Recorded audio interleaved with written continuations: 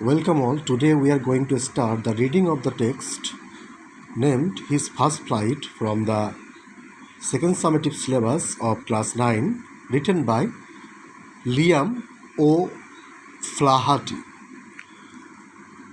গল্পের যেটা টাইটেল সেটাকে যদি আমরা আক্ষরিক অর্থে বাংলা করি তাহলে মায়ের এরকম দাঁড়ায় যে তার প্রথম ফ্লাইট কথাটা বাংলা হচ্ছে উড়ান বা ওড়া।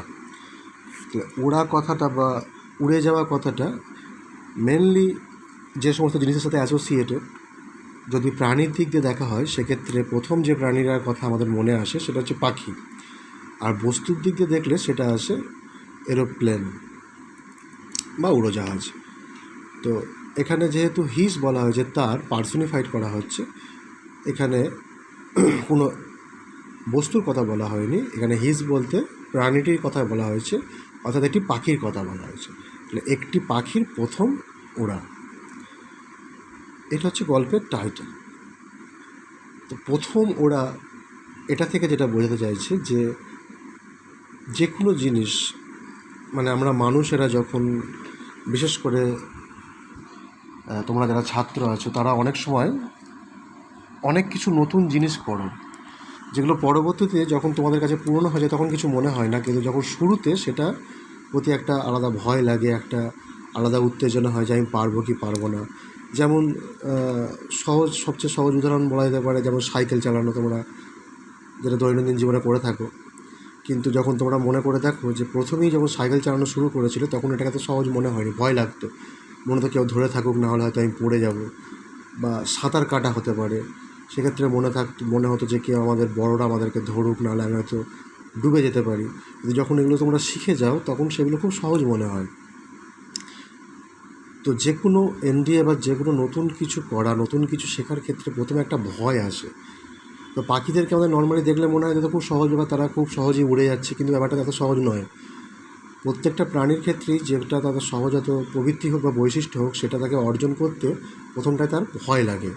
এটা পাখির ক্ষেত্রে ওড়াটা খুব সহজ ব্যাপার দেখলে মনে হয়, কিন্তু যখন সে প্রথম উড়তে যায় তখন তার ভয় লাগে এটা ভেবে যে তার উইংসগুলো তাকে সাপোর্ট করবে কি না উড়ার ক্ষেত্রে, বা সে উঠতে পারবে কি না। যেমন আমাদের ক্ষেত্রে আমরা সাইকেল চালাতে পারবো কি না, আমরা সাঁতার কাটতে পারবো কি না। কিন্তু যখন আমরা সেটার সাথে হ্যাবিচুয়েটেড হয়ে যাই, যখন ভয়টা জয় করে সেটা আমরা শিখে যাই, তখন সেটা স্বাভাবিক মনে হয়। তো যে কোনো কাজই বা যে কোনো নতুন কিছু শেখার ক্ষেত্রে প্রথমে ভয়টাকে ওভারকাম করাটাই মূল বিষয়। তো সেটা নিয়েই এই গল্পটার বিষয়, যে একটা পাখি কীভাবে প্রথম তার ওড়াটা উড়লো এবং তার আগে তার মধ্যে কী ভয় এলো এবং কী এক্সাইটমেন্ট হলো, সেটা নিয়ে এই গল্পটা খুব সুন্দর গল্প। প্রথমে আমরা লেখক পরিচিতিটা একটু দেখে নিই।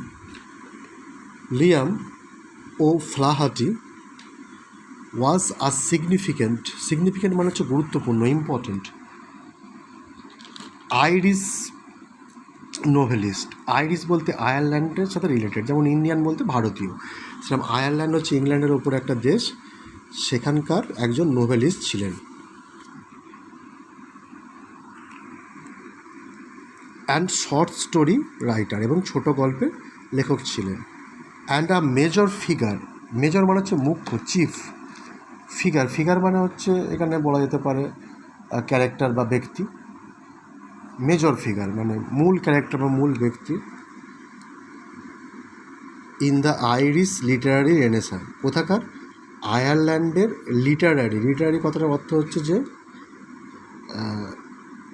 সাহিত্য বা সাহিত্যিক বা সাহিত্যের রেনেসাঁ খুব গুরুত্বপূর্ণ ওয়ার্ড। রেনেসাঁ কথাটার অর্থ হচ্ছে নবজাগরণ। 1400 থেকে 1600 খ্রিস্টাব্দে ইংল্যান্ডে শিল্প, সাহিত্য, জ্ঞান, বিজ্ঞান সব কিছু নবজাগরণ হয়েছিল। অর্থাৎ তাদের যে পুরনো চিন্তাভাবনা ছিল সেটাকে থেকে তারা বেরিয়ে এসে যুক্তিবাদী চিন্তাভাবনা বা নতুন রূপ দেয় সব কিছুরই। তো আয়ারল্যান্ডের যে সাহিত্যের যে নবজাগরণ হয়েছিল সেখানকার একজন মুখ্য চরিত্র হচ্ছে এই Liam O'Flaherty. His most famous book include, তার বিখ্যাত বইগুলো হলো, ইনক্লুড মানে অন্তর্গত হলো the Informer, Return of Brute, House of Gold. এগুলো তার বিখ্যাত বইয়ের কিছু নাম, বুকসের কিছু নাম। হিজ ফার্স্ট ফ্লাইট, এবার এই টেক্সটের সম্বন্ধে বলছে। হিজ ফার্স্ট ফ্লাইট আর শর্ট স্টোরি, এটা একটা ছোটো গল্প। হুইচ সিম্বলাইজেস, যেটা প্রতীক রূপে ব্যবহার করা হয়েছে, সিম্বলাইজ করা মানে প্রতীক রূপে ব্যবহার করা, represent the nervousness and experience before doing something new. The nervousness মানে হচ্ছে স্নায়বিক দুর্বলতা বা ভয়, অ্যান্ড এক্সপিরিয়েন্স এবং অভিজ্ঞতা বিফোর ডুইং সামথিং নিউ, যেটা একটু আগে বলছিলাম, কোনো কিছু করার আগে আমাদের যে ভয়টা হয়, সেই ভয়ের মুহূর্তটা কেমন, সেই অভিজ্ঞতাটাই গল্পের মধ্যে উঠে এসছে। ইজ রিগার্ড কথাটার মানে হচ্ছে বিবেচনা করা হয়, কনসিডার করা হয়, মানে এই টেক্সটটাকে কনসিডার করা হয় as one of his most famous works, তার যতগুলো কাজ আছে তার মধ্যে অন্যতম বিখ্যাত। দ্য ফলোয়িং টেক্সট, যে টেক্সটটা আমরা পড়তে চলেছি, অ্যান অ্যাব্রিজড ভার্সন, অ্যাব্রিজ কথাটার মানে হচ্ছে সার সংক্ষেপ বা সংক্ষিপ্ত সার, ভার্সন মানে হচ্ছে রূপ, সারসংক্ষেপ রূপ অফ দিস শর্ট স্টোরি, অর্থাৎ এই শর্ট স্টোরিটা আরেকটু বড় ছিল, সেটাকে একটু ছোটো করে এই রূপটা দেওয়া হয়েছে যেটা তোমরা পড়বে। Is about a young seagull, এটা হচ্ছে একটা ইয়াং সিগালের ওপর। সিগাল হচ্ছে one kind of sea bird, এক ধরনের সামুদ্রিক পাখি যেটা সমুদ্রে থাকে এবং সমুদ্রের মাছ খেয়ে যারা বেড়ে ওঠে, সাদা ধরনের হয়। And his experience of learning how to fly, এবং তার অভিজ্ঞতা কেমন করে সে ওড়াটা শিখেছিল। The story focus on how fear must be conquered, এই গল্পটা ফোকাস করে, আলোকপাত করে কেমন করে ভয়কে জয়লাভ করতে হবে। ফেয়ার মানে ভয়, মাস্ট বি কনকার্ড মানে তাকে জয়লাভ করতে হবে কীভাবে, অবশ্যই জয়লাভ করতে কী করে, বিফোর ওয়ান মে অ্যাচিভ, কার পূর্বে জয়লাভ করতে হবে, যে কেউ কিছু একটা অ্যাচিভ করতে চাইছে, অর্জন করতে চাইছে, এনিথিং অফ সিগনিফিকেন্ট, কোনো কিছু গুরুত্বপূর্ণ জিনিস, লাইক দ্য ইয়াং সিগালের মতো। অর্থাৎ নতুন কোনো কিছু গুরুত্বপূর্ণ জিনিস তুমি অ্যাচিভ করতে চাইছো, সেটা অ্যাচিভ করার পূর্বে তোমার মধ্যে যে ভয়টা থাকে সেটাকে জয়লাভ করতেই হবে, নাহলে তুমি গুরুত্বপূর্ণ নতুন কোনো জিনিসকে অ্যাচিভ করতে বা অর্জন করতে পারবে না। যেমন করে এই সিগাল এই টেক্সটে তার ভয়কে জয়লাভ করে ওড়া শিখেছিল, ফ্লাইট শিখেছিল, কী হয়েছে ফ্লাইট নিতে পারবে। Who had to B brave in order to fly, যে সিগালকে বাধ্য হয়েছিল সাহসী হতে যাতে করে সে উঠতে পারে, সাহসী না হলে সে কখনোই উঠতে পারতো না। এবার টেক্সটে আসা যায়।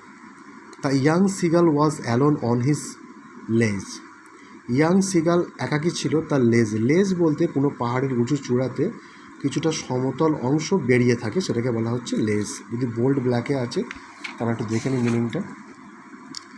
আ flat rock surface sticking out from a cliff, অর্থাৎ পাহাড়ের উঁচু চূড়াতে একটা ফ্ল্যাট মানে হচ্ছে চটালো বা সমতলের মতো ভার্টিক্যাল কোনো অংশ যেটা বেরিয়ে থাকে, সেটাকে বলা হচ্ছে লেজ।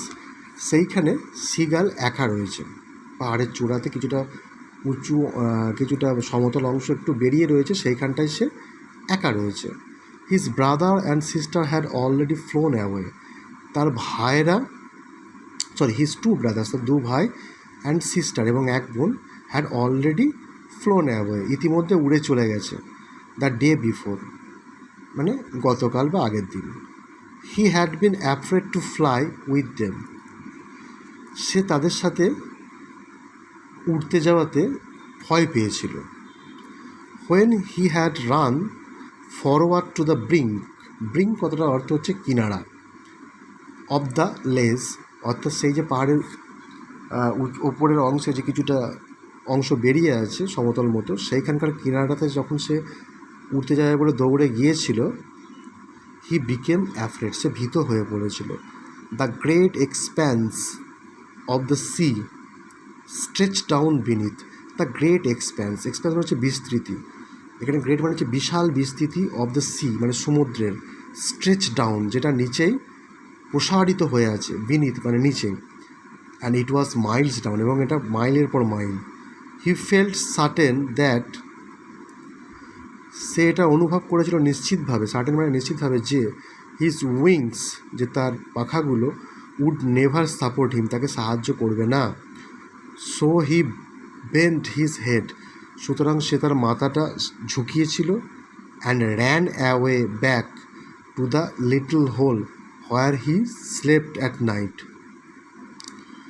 সুতরাং সে তার মাথাটাকে ঝুঁকিয়েছিল এবং র্যান অ্যাওয়ে ব্যাক, এবং দৌড়ে ফিরে এসেছিল টু দ্য লিটল হোল। কোথায় ফিরে এসেছিল? ছোট্ট গর্তে। হোয়ার হি স্লেপ্ট অ্যাট নাইট, যেখানে সে রাতে ঘুমিয়েছিল। অর্থাৎ গত রাতে সে যেখানে ঘুমিয়েছিল সেখানে সে ফিরে এসেছিল। যখন সে ওড়ার জন্য সামনের দিকে দৌড়ে গেছিলো, গিয়ে যখন ভয় পেয়েছিল, সে আর সামনে উঠতে যেতে পারেনি, মানে নিজের ডানাটা মেরে সামনের দিকে উঠতে পারেনি, সে ফিরে এসেছিলো যে ছোট্ট গর্তে সে গত রাতে ঘুমিয়েছিল, সেই ছোট্ট গর্তের দিকে। His father and mother had come round calling to him shrilly, তার পিতামাতা তার কাছে এসেছিল এবং তাকে ডেকেছিল। শ্রিলি কথাটা হচ্ছে তীক্ষ্ণভাবে, জোর গলায়, যে তুই আয়, ওর আমাদের সাথে, বা উড়বার চেষ্টা কর। But for the life of him he could not move, কিন্তু তার কাছে যতক্ষণ জীবন ছিল বা জীবন থাকতে তার এমন মনে হয়েছিল তার শরীরে যতক্ষণ জীবন আছে সে একটুও মুভ করবে না, সে একটুও এগোবে না, বা সে উড়ার চেষ্টা করবে না, কারণ সে এতটাই ভয় পাচ্ছিল। দ্যাট ওয়াজ 24 hours এগো, এটা ছিল 24 ঘন্টা আগেকার ঘটনা, যে তার বাবা মা এসেছিলো, তাকে ওড়ার জন্য বলেছিল, সে যায়নি। সিন্স দেন, তারপর থেকে নো বডি হ্যাড কাম নেয়ার হিম, তার কাছে কেউ আসেনি। The day before he had watched his parents flying about with his brother and sister. The day before, গত দিনে সে দেখেছিল, হি হ্যাড ওয়াচ, সে দেখেছিল, হিজ পেরেন্টস, তার পিতামাতা, flying about with his brother and sister, তার ভাই এবং বোনের সাথে উড়ছে, তার ভাই বোনও তার সাথে, তার পিতামাতার সাথে উড়ছে, একমাত্র সে ছাড়া। দে ওয়ার টিচিং দেম, তারা, অর্থাৎ তার পিতামাতা তাদেরকে শিক্ষা দিচ্ছে, এখানে তাদেরকে বলতে এখানে তার ভাই বোনদের কথা বলেছে, শিক্ষা দিচ্ছে দ্য আর্ট অফ ফ্লাইট, কেমন করে উড়তে হবে তার কলা কৌশল। How to dive for fish, এবং কেমন করে মাছ ধরার জন্য সমুদ্রের জলে ডুব দিতে হবে। He had seen his elder brother catch his first herring, সে দেখেছিল তার বড় ভাই ধরছে, কী ধরছে? তার প্রথম হেরিং মাছ। হেরিং হচ্ছে one kind of sea fish, এক ধরনের সামুদ্রিক মাছ, এরা ঝাঁকে ঝাঁকে থাকে, সামুদ্রিক পাখিরা এই মাছগুলো ধরে। সে দেখছিল তার ভাই, মেনলি দ্য সিগালসদের মেন ফুডটাই হচ্ছে হেরিং মাছটা।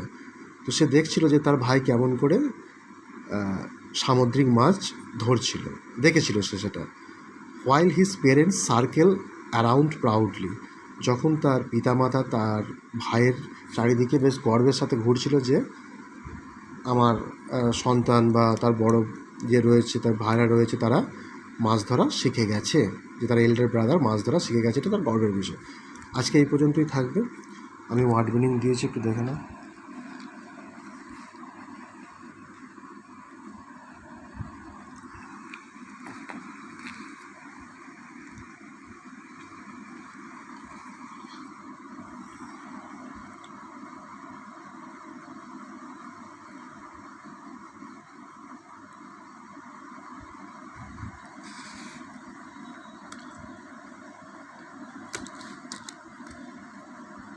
একটু জুম করে দেখে নেবে, আমি দূর থেকে দেখাচ্ছি, জুম করে পজ করে দেখে নেবে।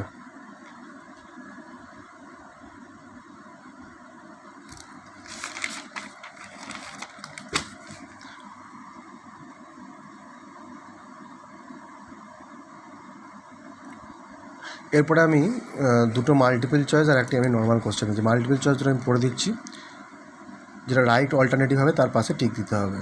The young seagull had, young সিগালের ছিল two brothers and a sister, two brothers, two sisters and a brother, a sister. Second multiple choice ছিল the sisters and brother of the seagull had flown away, সিগালের যে ভাই এবং বোনেরা ছিল তারা উড়ে গেছিলো 2 days এগো, long ago, the day before, the day after. এই দুটো মাল্টিপল চয়েসের মধ্যে যেটা সঠিক মনে হবে সেগুলো টিক দেবে। এরপর একটা কোশ্চেন দিচ্ছি, কোশ্চেনটা খুবই সহজ। Where did the young seagull sleep at night, young seagull রাতের বেলায় কোথায় ঘুমিয়েছিল? Where did the young seagull slept at night. তাহলে এখনও পর্যন্ত আমরা যে টেক্সটটা পেলাম, টেক্সটটা শুরু হয়েছে একটা ইয়াং সিগালকে নিয়ে। সে একটা লিজের ওপর রয়েছে, বা পাহাড়ের চূড়ায় কিছুটা সমতল যে অংশ থাকে সেখানটা, যেটা বেরিয়ে থাকে। আমি লিজের ছবিটা একটু দেখিয়ে দিচ্ছি। এই যে বসে আছে, যে এটা পাহাড়ের চূড়া যদি আমরা ধরে নিই, তাহলে এই যে পোর্শনটায় বসে আছে এইটাকে লিজ বলা হচ্ছে। যে কিছুটা অংশ ছোট্ট মতো সমতল একটুখানি অংশ যেটা বেরিয়ে আছে সেটাকে বলা হচ্ছে লিজ। আর এইটা হচ্ছে ক্লিফ। ক্লিপ থেকে লিজটা বেরিয়ে থাকে। ক্লিপ পাহাড়ের চূড়ার অংশ, উপরের অংশকে ক্লিপ বলা হচ্ছে, সেখান থেকে সামান্য যেটা বেরিয়ে আছে সেটা হচ্ছে লেজ সেই লেজে বসে আছে। আর যেটা হচ্ছে যে সে উড়তে যাওয়াতে ভয় পাচ্ছে এবং তার বাবা মা চাইছে সে উড়ুক, কিন্তু সে সামনে সমুদ্রটা, পাহাড়ের ঠিক নিচে ভাস্ট এক্সটেন্ড অফ সি রয়েছে, সুতরাং সে যেতে ভয় পাচ্ছে। সেটা ভয় পাচ্ছে যদি তার উইংস তাকে সাপোর্ট না করে তাহলে সে সমুদ্রে পড়ে যাবে এবং মারা যাবে, তাই সে উঠতে যাচ্ছে না। কিন্তু তার ভাই ও বোনেরা গতকাল উড়ে চলে গেছে এবং সে তার বাবা মার কাছ থেকে তার ভাই এবং বোনেরা ওড়া শিখছে এবং ইভেন তার এল্ডার ব্রাদার যে হেরিং মাছ ধরা অলরেডি সে শিখে গেছে। তাহলে if we capitulate the first two para, then we can say that the story is started with a young seagull who is afraid of flying. He was on a high cliff, and just before him there was a vast sea below. His parents come around him and called him for fly, but he could not dare to fly. It happened 24 hours before, and now he watched that his parents with his brother and sister, and his parents also taught them how to fly or the art of the flying, and as well as how to dive and catch fish. And they also felt proud for their elder son and elder brother of the young seagull, because he had already catch his first herring fish. এটাই থাকবে আজকে। তোমার টেক্সটটা ভালো করে দেখবে আর একটু পড়ে নেবে আর কোশ্চেন অ্যান্সারগুলো করবে। Thank you.